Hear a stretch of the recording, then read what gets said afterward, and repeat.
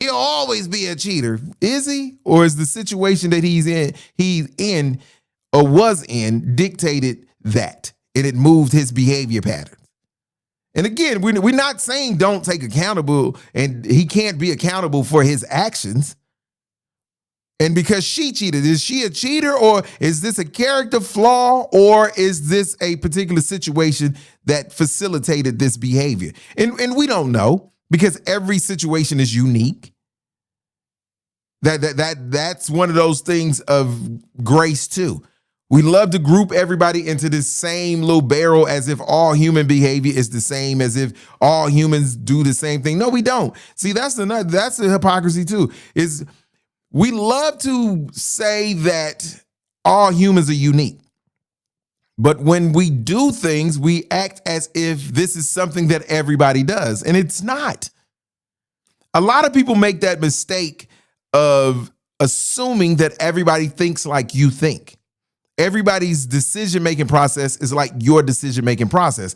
And because you have your decision-making process and it has not failed you, does not necessarily even mean that it's the right decision-making process.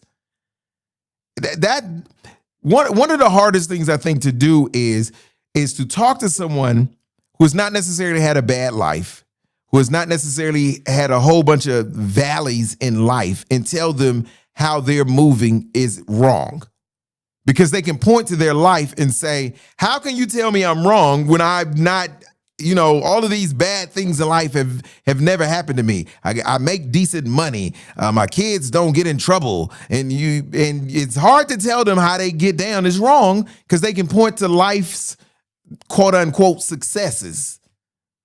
But that doesn't necessarily mean that, because if how you're getting down and how you're moving is contrary to true positivity, contrary to true upliftment, things like that, what history has shown us is there are casualties of how you move. You just may not be experiencing those casualties, and those casualties may be people you've left behind. It may be evident in the fact that you don't have any real friends. You think you have friends, but you don't have real friends, because how you move is trash. But you don't think you move like trash, and you won't find out you move like trash until you really need one of these friends. You won't find out you move like trash until your funeral comes along and nobody's there. So just because you don't necessarily see the results of those things doesn't necessarily mean that how you're moving is great.